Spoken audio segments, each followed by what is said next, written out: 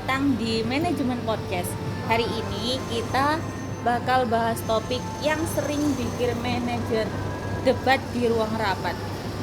Mana yang lebih sakti untuk ambil keputusan, data kuantitatif atau data kualitatif?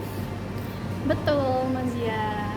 Banyak yang bilang numbers don't lie. Tapi jangan lupa kalau angka tanpa konteks itu bisa menyesatkan. Aku di tim kualitatif hari ini. Oke, aku duluan ya. Sebagai manajer kita butuh objektivitas. Data kuantitatif itu terukur. Kalau aku bilang penjualan turun 20%, semua orang di ruangan punya pemahaman yang sama. Kita bisa pakai statistik, tren atau forecasting. Itu ngebuat keputusan jadi lebih cepat dan minim bias personal. Gimana kamu mau ngukur efisiensi kalau cuma pakai perasaan atau wawancara 1-2 orang?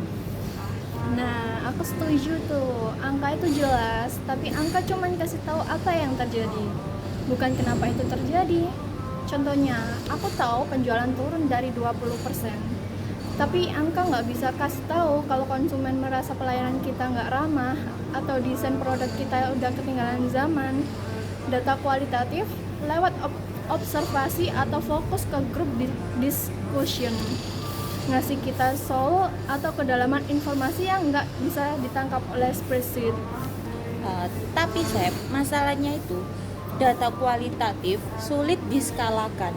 Kalau perusahaan kita punya 1 juta pelanggan, masa kita mau wawancara satu-satu? Nah, dengan adanya sistem informasi manajemen ini, kita bisa olah big data secara instan untuk ambil keputusan yang strategis. Itu dampaknya luas dan kualitatif itu terlalu subjektif. Tapi tergantung siapa yang menafsirkan juga sih. Justru di situ poinnya. Mazia, manajer dibayar untuk melakukan interpretasi. Keputusan manajerial itu bukan cuma soal efisiensi, tapi soal strategi jangka panjang. Kalau kita cuma ikut angka, kita bakal kehilangan inovasi. Inovasi itu seringnya datang dari keluhan kecil, pelanggan yang belum muncul di statistik, tapi terasa di lapangan. Jadi kesimpulannya, data kuantitatif dan kualitatif bukanlah lawan, melainkan mitra. Data kuantitatif memberikan fondasi dan arah, sementara data kualitatif memberikan konteks dan kedalaman. Pengambilan keputusan manajerial yang paling efektif adalah menggunakan metode campuran atau mix method, di mana angka divalidasi oleh realitas lapangan juga.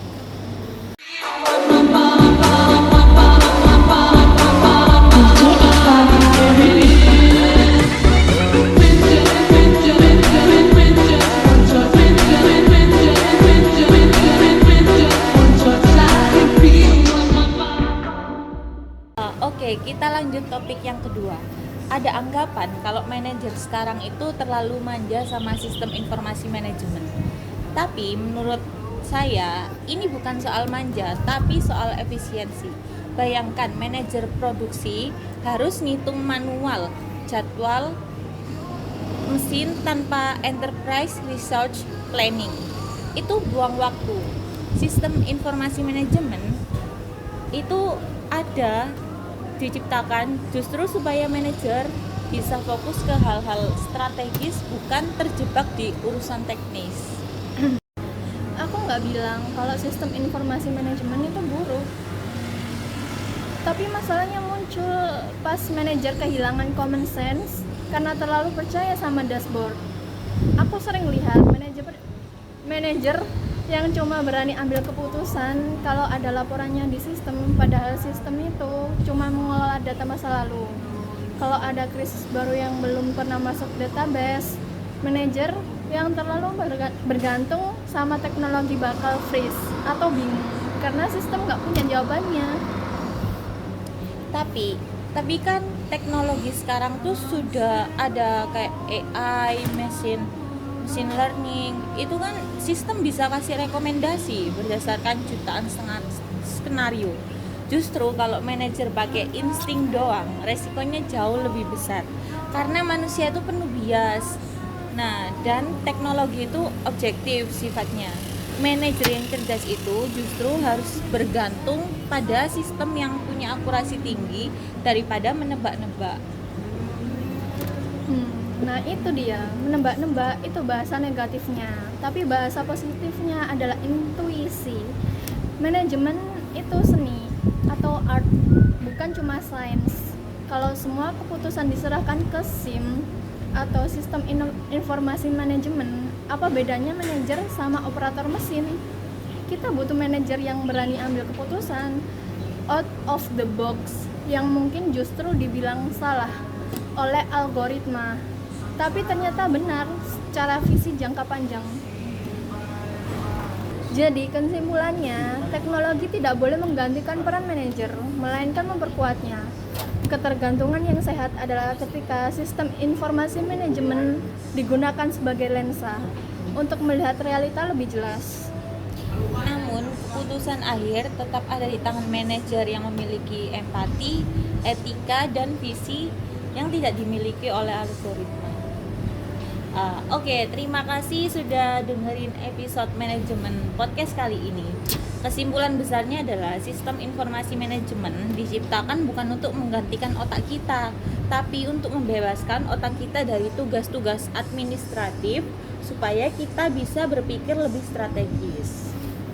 Aku setuju, intinya jadilah manajer yang mengendalikan teknologi, jangan jadi manajer yang dikendalikan oleh teknologi. Teknologi itu drivernya, tapi kalian tetaplah pilotnya. Oke, aku Mazia Kolidia. Dan aku Satya Ailadori. Segitu dulu obrolan kita hari ini. Sampai jumpa. Sampai jumpa, goodbye sayang, aku